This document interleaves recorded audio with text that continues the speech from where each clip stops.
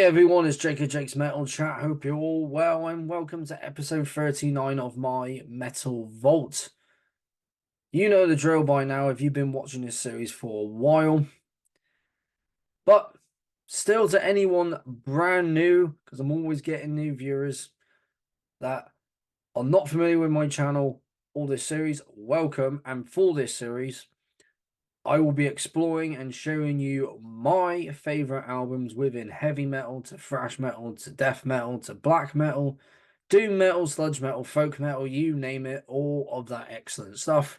And I am recording this Wednesday because tomorrow I go up to Yorkshire and Friday and Saturday is Warhorn's late winter festival. Hence why I am doing this 2 days early. So it will be out on Friday. Of course, it will come up what time it's going to be premiering, and you know the drill.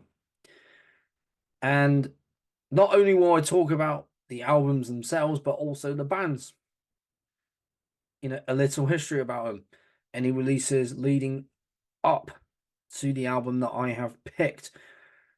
For all the episodes that I have planned, over the next coming weeks, years, months, just so many more.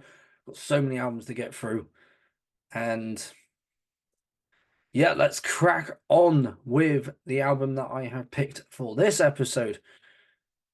Now, this would have been one band and one album that got overlooked because death metal in the early 90s, there were so many bands releasing albums. A lot got noticed, a lot were not noticed as much. If you're really into, super into the underground death metal scene, you would have found this album and picked it up, and you would have even got to see this band back in the day. The band that I'm talking about is Impaler. They are from Warwickshire here in the UK. They formed in the year 1989. I'm not entirely sure when they split up, but before they did, they made only one album. And I found out about this band. I'm not entirely sure when I found out about them. Maybe sometime in the late 2000s, early 2010s, somewhere around that time. But before I carry on with how I got into them, let's show you the album that I have.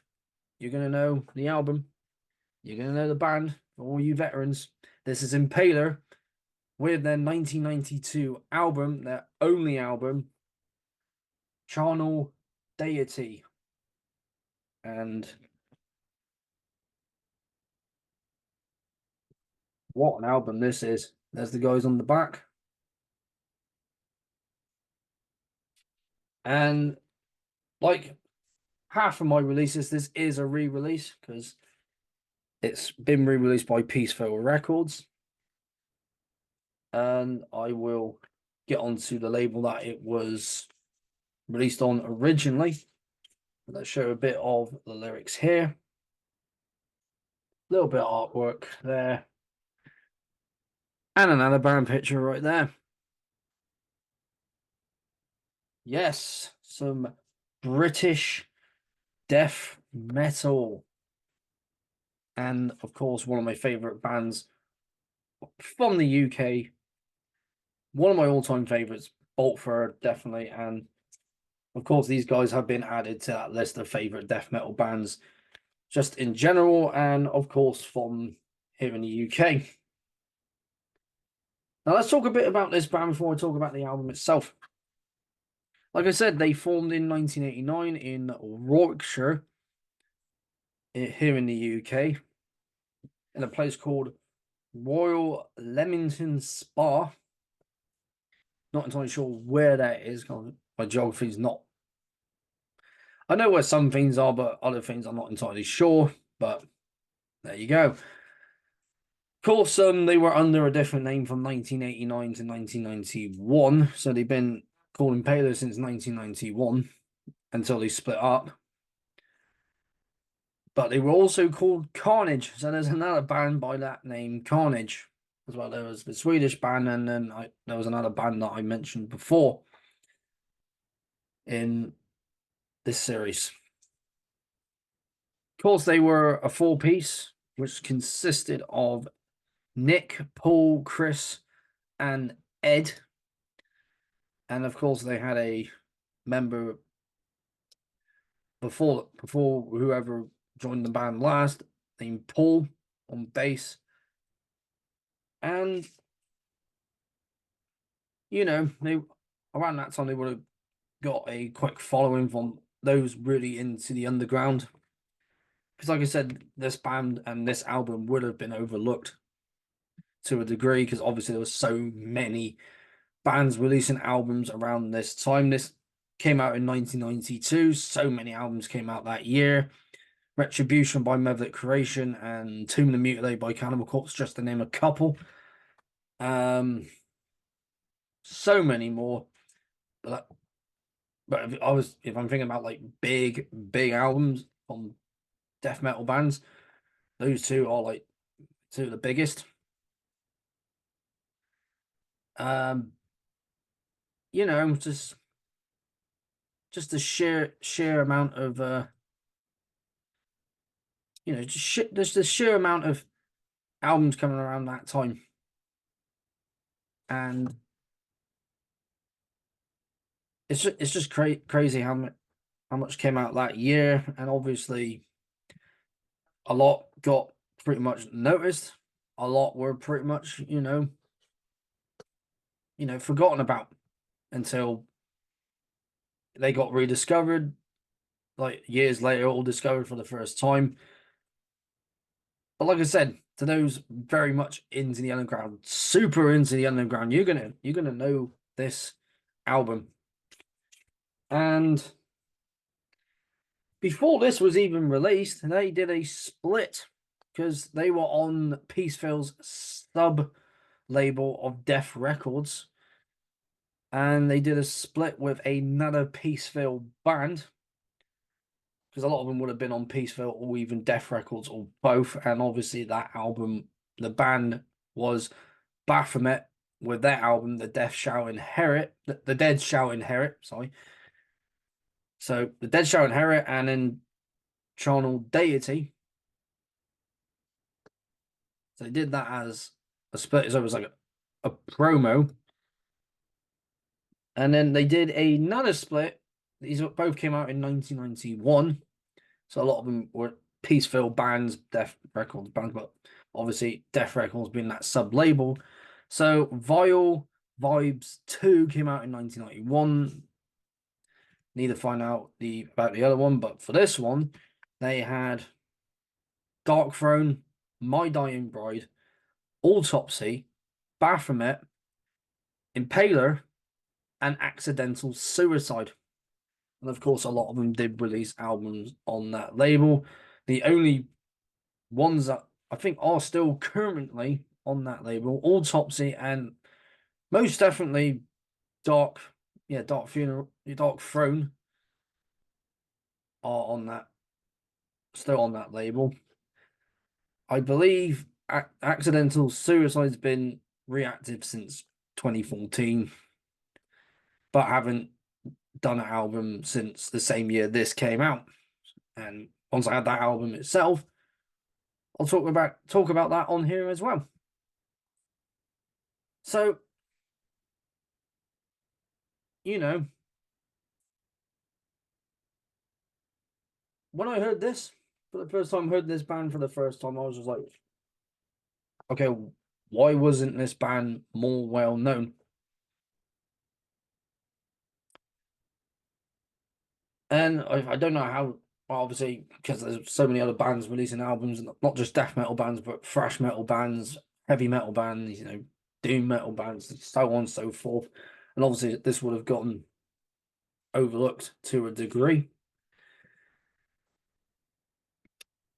And it's a savage album. It's well recorded, well mixed and mastered. It was just well done in general. Paul Johnston was the one who produced it, engineered it, and mixed it. So, really good job there. For the layout of the album itself, that was done by Dave Pybus. I think that's how you say it. And he's done a lot of different stuff.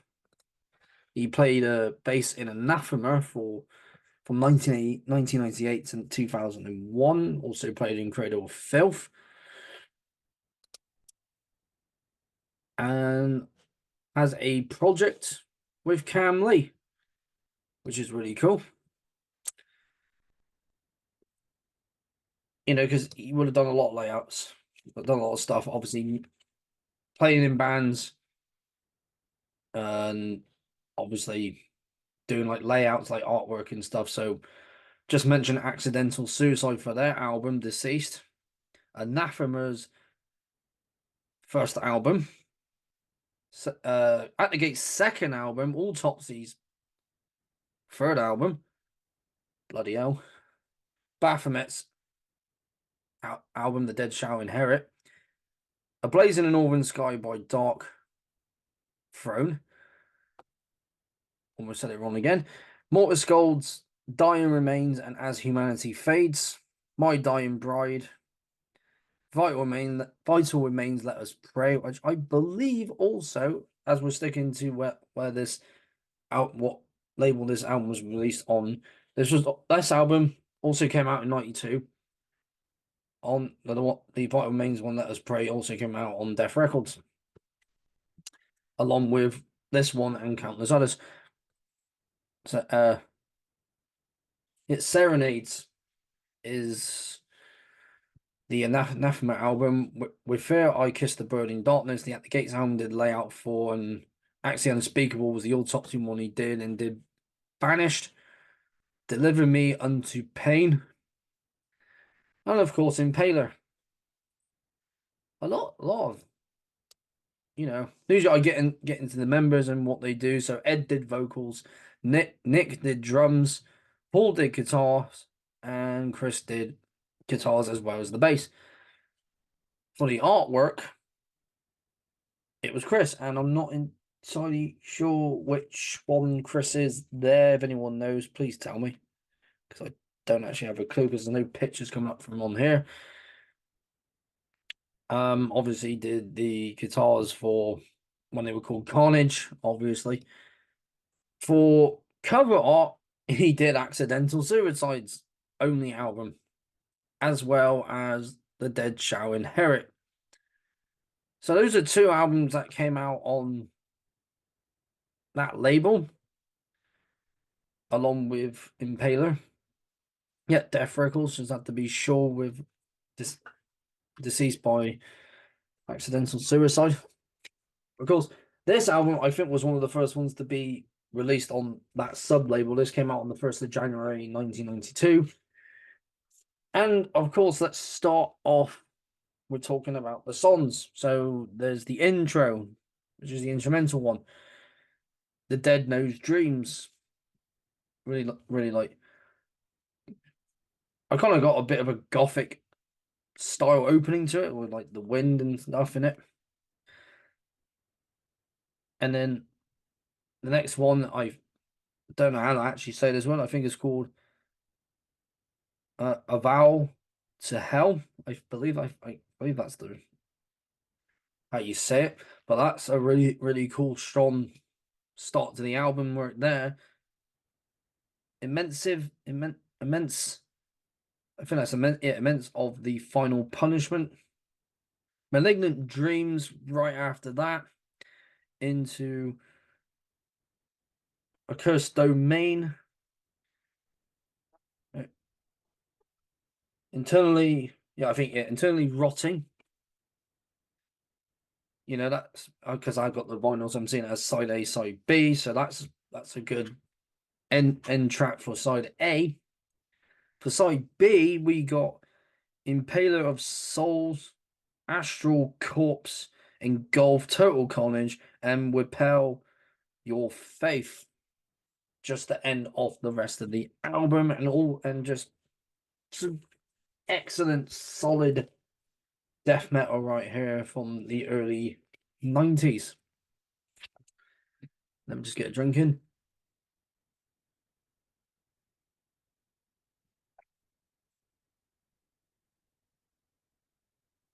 Just like this album here, definitely, yeah, when you see like underground albums like this, be it death metal, thrash metal, black metal, whatever, and there's one like this that got overlooked, which it's well, it sucks because there was a lot of great death metal coming out of that time, and hearing this definitely is on that list, and it's just, I mean, for one, the artwork's really cool. I like the artwork, and two, the music's is excellent, and that's all to do with like the mixing and mastering. All the musicians did so well on their respective instruments, but the ones do all the recording, the mixing, and the mastering for it. Obviously, that's Paul Johnston, and he did a solid job on that, and he's done guest stuff on bands as well. But in terms of his career, he's mainly, produced stuff, and one of the many bands along with Impaler, he did Benedictions, The Grand Leveler, Transcend the Rubicon, The Dreams You Dread, as well as The Grotesque and Ashen Epitaph split EP. The EP, I'm just saying it as a bit because it's got that line going for it. As well as Cadaver in Pains, Cathedral, Cerebral Fix, Decomposed, Electric Wizard. This literally goes on. Napalm Death, Utopia Banished. Yeah, this goes on, and Warlord UK's Maximum Carnage, as well as Vader's debut, The Ultimate Incantation. So he's got a lot of experience recording, really heavy albums by heavy bands. And as for the pictures, obviously we got Medlock.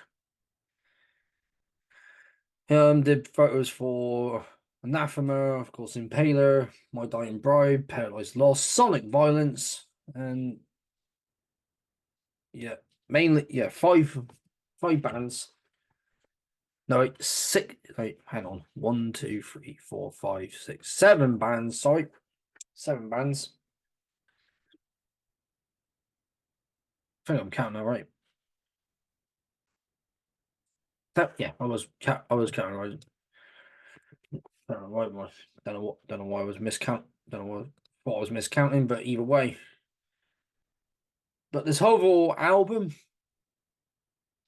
to me, it's a crying shame it was overlooked. But obviously, to all of you out there, the veterans who were pretty much super into the underground and would know the underground scene like the back of your hand, would have saw this and thought, yeah, what a cool album.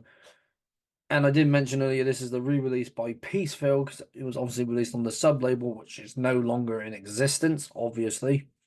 Not sure when that actually stopped, but the bands that were on that sub-label, as well as on Peaceville themselves, obviously, mention again, Accidental Suicide, At the Gates, Banish, Axe Grinder, Baphomet,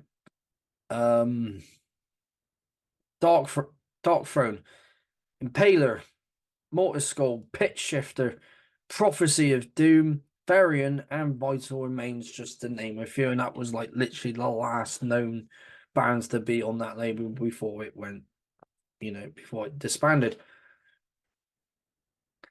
Because obviously Peaceville's the label that releases everything from death metal to black metal to doom metal.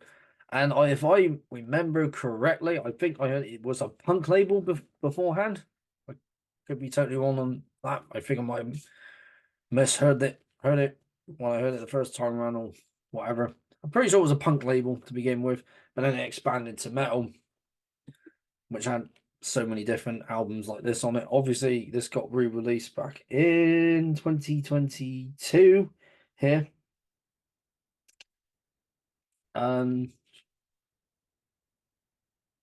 really, really cool. I think, yeah, it says 2022 on the back, but it might have been released again last year. And, but, don't quote me on that.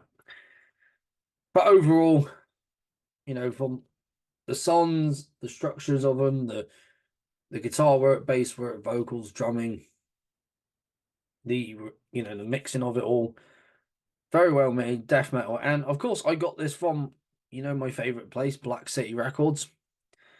And David himself actually got to see this band back in the day when they were supporting Master. And I think somewhere in London, I didn't actually ask him where the venue was, but I might have saw the ticket that he got back in the day. So, because he showing off his tickets, and I believe Master was in there as well. So you got to see this band, and he was playing it in the shop when I went in like some weeks back, like sometime last year. And he was on about getting it, and I'm glad he did because it's a phenomenal piece of death metal, and it's death metal history, it's metal history. Show it back again with all the songs. Got watch out for the mic. And the guys again, these guys, they haven't done anything else after this band split. So this is the only album they ever did, and this is pretty much apart from being called Carnage before that. But one out of the three of them haven't done anything else since. But Nick Adams, who was the drummer, is in a band called Dark Nova, which he joined in 91. And Nick's originally is from Greece. And obviously, this band, he's playing, obviously, death metal drumming. In this one, it's heavy power metal, so a lot different from what he was doing here. And he's also in another band called Spitfire. And he was also in a band called Dark Devils, which not sure what that heavy metal. But the other guys haven't done anything else since then. Paul hasn't done anything since this band, nor has Ed. Ed Patrick, he's not done anything else since. And Chris Drew hasn't done anything since his band or any other artwork or cover art for any other bands since doing it for his own band and also other bands that I have just mentioned. Because obviously I'm talking about the sub label as well as the band and the album itself and where it all came from. But definitely one for hardcore death metal fans. Hence why I needed it, because it's been on my list for a while, and obviously David reigniting it again, reigniting that urge to find it and actually get a copy of it, be it on vinyl, CD, or tape. If I can find it on CD and tape, I'm getting it on both. Because it's, to me, it gets that much praise from me that I want those other two formats. Just a solid, well crafted, well executed death metal album. Of course, I like the logo, very old school. Of course, old school death metal, you know what I mean. But I love old school death metal band logos and band pictures like this. I'm a sucker for that. And it's just quality death metal. And a very, very cool band, very cool artwork as well. And so, in conclusion, for this particular album, this one, apart from saying it being quality death metal, well crafted, well executed, just solid underground heaviness. I'm always going to say that word. It's a timeless masterpiece. And of course, being overlooked for since that golden age of death metal. Like, a lot of them were pretty much overlooked. Like some of the albums that I have mentioned, like, that came out the same year on the same label, they would have gotten overlooked. But obviously, there's those who are like really into death metal, super into it, that they'll just be like, I'm gonna find this album, I'm gonna listen to this album, and just talk about it. And of course, me, I'll find the albums, listen to them, and then I'm like, I'm gonna put them on here and talk about them, and that's why this is on here, for all those reasons I just said. And for anyone not too familiar with this band, not entirely, or even not entirely familiar with this band, I do urge you to go listen to whichever platform you listen to them on, be it YouTube, Spotify, or if you actually have it on CD, put it on CD, or if you got on cassette, put it on cassette. For to pretty much to all the veterans out there who haven't heard it in a while, put it back on, give it a spin if you got on vinyl. But to anyone brand new, if you can, anyone brand new to death metal and to this band, if you can find this copy of a vinyl, I think there's still some copies left at Black City. I don't know, but if there are, I'll link it down in the description below. But like I said, anyway you listen to music, just play the album from start to finish. And just I love this album. I love death metal as a whole, but when it comes to death metal, it's old school death metal. And I'm glad this album exists. And I know a lot of you guys out there, all you old school diehard death metal fans, you're happy as well. And I love this. Love this album. Love this band. I wish this band still existed so I can see them live, but some bands like this do end up reforming, some don't. So, but then can't be too sad about it because they left behind a killer, timeless masterpiece of a death metal album. And I'll end it there with Impaler and Charnal, Deity. And that, my friends, is the end of another episode of my Metal Vault. And I can now tick this off as done. That page is done, and I have a lot more episodes to fill out. Like, what albums? I already got the 45th episode written. Like, the albums that I'm talking about, I'm picking 2 albums this time. Might get someone to collaborate with me on those, or I might just talk about myself. But obviously, there's going to be a lot more death metal, a lot more black metal, a lot more thrash metal, heavy metal, doom metal. All the different subgenres surrounding those genres are death metal and doom metal and black metal.